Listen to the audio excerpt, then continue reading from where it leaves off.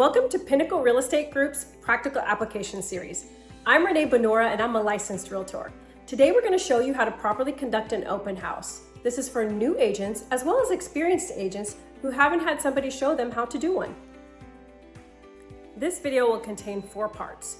The first part will be prepping the open house both inside and outside. The second part will be welcoming and talking to guests as they enter. The third part will be properly closing the open house. Lastly, we'll be talking about some safety concerns and special situations that may arise and how to handle them. We will also be going over how to give feedback to the seller with the results. Without further ado, let's get started. Realtors have the option to enroll in an eKey subscription. With that, you can access lockboxes to obtain the keys to homes on the market. After you obtain the key, be sure to put it in a safe place, preferably in a pocket throughout the duration of the open house. You'll want to arrive at least half an hour earlier to your open house in order to have the time to properly prepare the home for showing.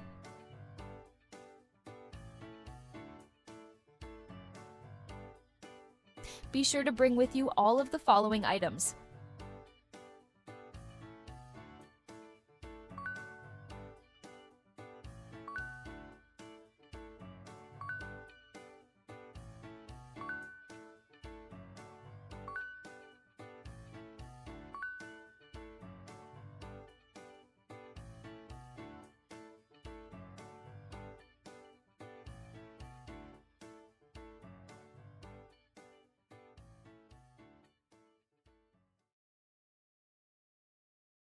To enhance the ambiance of the space, consider bringing a scented diffuser and a Bluetooth speaker to play pleasing melodies for your guests.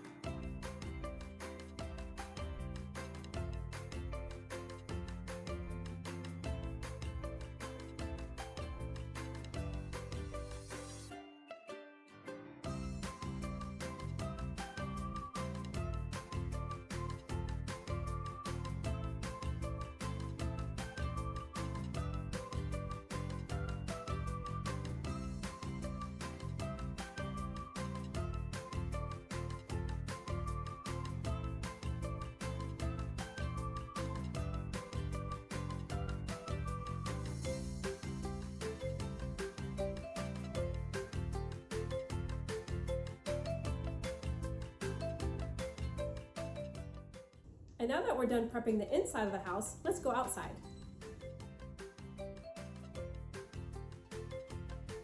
When placing open house signs outside of the property, be sure to check city ordinances, laws, and regulations regarding the number of signs allowed, the size of the signs, and the locations permitted.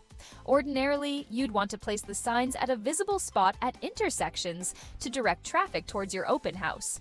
You'll also want to put signs along the walking path to your open house to direct foot traffic as well. Some agents also place open house flags on the property to further increase visibility. It is also a good idea to advertise the open house to your neighbors. And that's it. Now that we've finished prepping the inside and outside of the house, all we have to do is wait for our guests. You want to stand somewhere closer to the door so you are able to welcome your guests when they come in. Be sure to introduce yourself and invite them to put shoe covers on.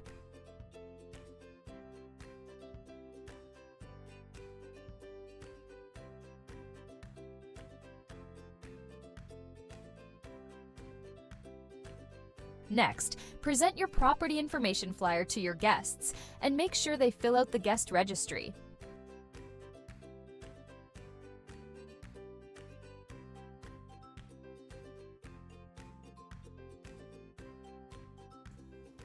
So here's the kitchen.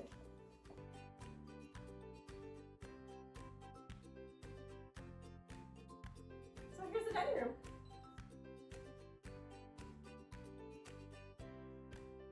And here's the bedroom. That is not how you show a house. Let's try it again.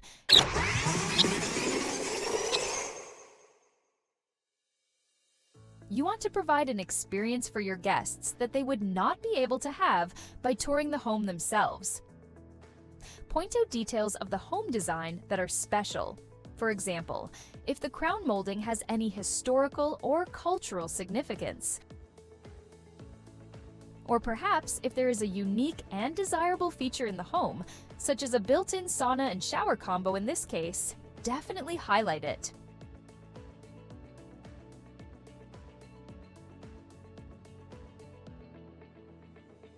Thank your guests for touring, and if you haven't done so already, share your business card with them and explain to them that if this house does not meet their needs, you will have other homes to show them. Be sure to follow up with them in a timely manner. Oftentimes, visitors to your house are real estate agents who want to preview the home before introducing it to their clients. They should identify themselves as an agent and hand you their business card. It's up to you whether or not you want them to sign the guest register. Most real estate agents will want to tour the home themselves. It's best to let them, as you want to make yourself available in case potential buyers come in. Bye, thanks for coming. I'll follow up with you shortly. And that was our last visitor. It's now time to close our open house. Before you clean up the inside, address the outside. Lock the doors first and collect your flag and open house signs so visitors do not keep coming.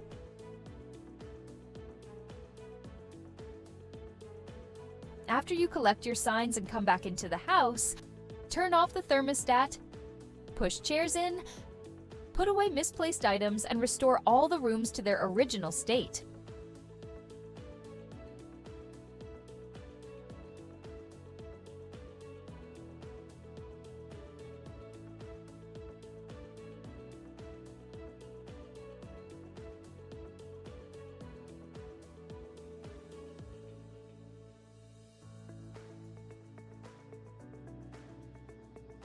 Be sure to check all the rooms in the house, including closets and bathrooms, and throw away any trash left behind.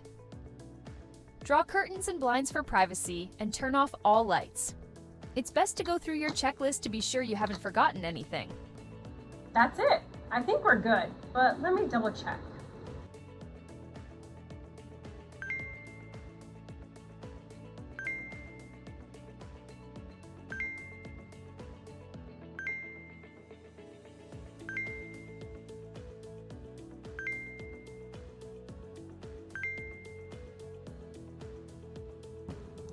And that's how you conduct an open house.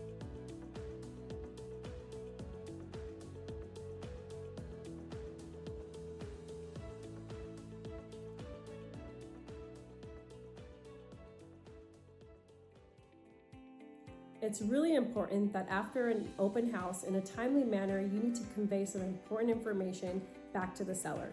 If you're doing an open house for a listing agent, then you will not be communicating with the seller directly. You'll be needing to give that information directly to the listing agent.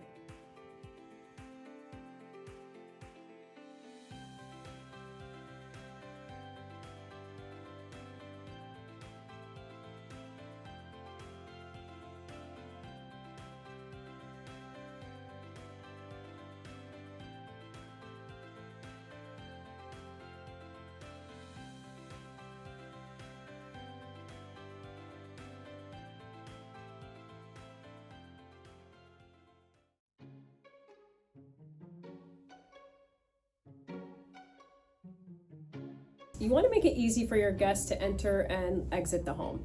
So what I do is I leave the front door unlocked and ajar slightly so that they don't have to struggle. So for safety reasons, I usually leave the back door locked if there are no side gates.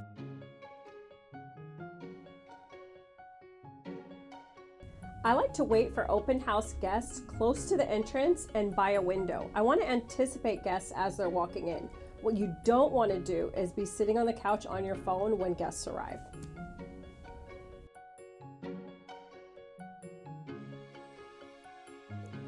I like to provide snacks at my open houses because it provides a welcoming experience. And the snacks that I usually provide are prepackaged snacks, candies, or some cookies from a local bakery. I also like to do this because when you put yourself in the buyer's perspective, they're out all afternoon looking at houses, and sometimes when they come in, they're parched, it takes the edge off. And if they have little ones with them, it makes them a lot more agreeable and allows them to spend more time in your open house.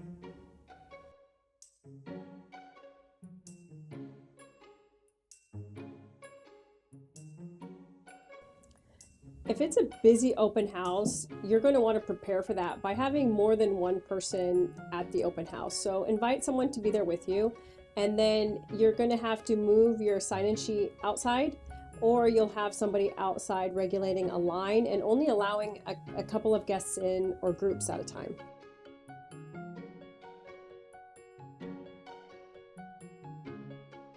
If somebody wants to bring pets in the house, you need to circle back to what the seller wants, because ultimately if the seller's okay with it, then you're okay with it. If the seller's not okay with pets and they have a pet with them, just politely let them know and schedule an appointment with them for later.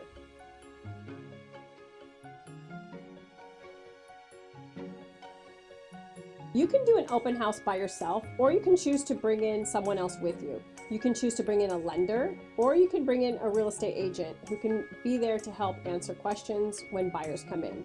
Just work out ahead of time some kind of agreement that signifies how you both are going to handle those buyers. Lastly, do not bring any family members or your children, pets. You want to really keep this a professional environment. What makes a successful open house is your marketing plan. The key word here is maximizing exposure. You want to advertise to as many agents as possible. You're going to want to publicize your open house in the MLS so that goes out to all the IDXs online. You're also going to want to create flyers and have them advertised inside your brokerage, like here at Pinnacle. Remember, exposure, advertising, and preparation are key.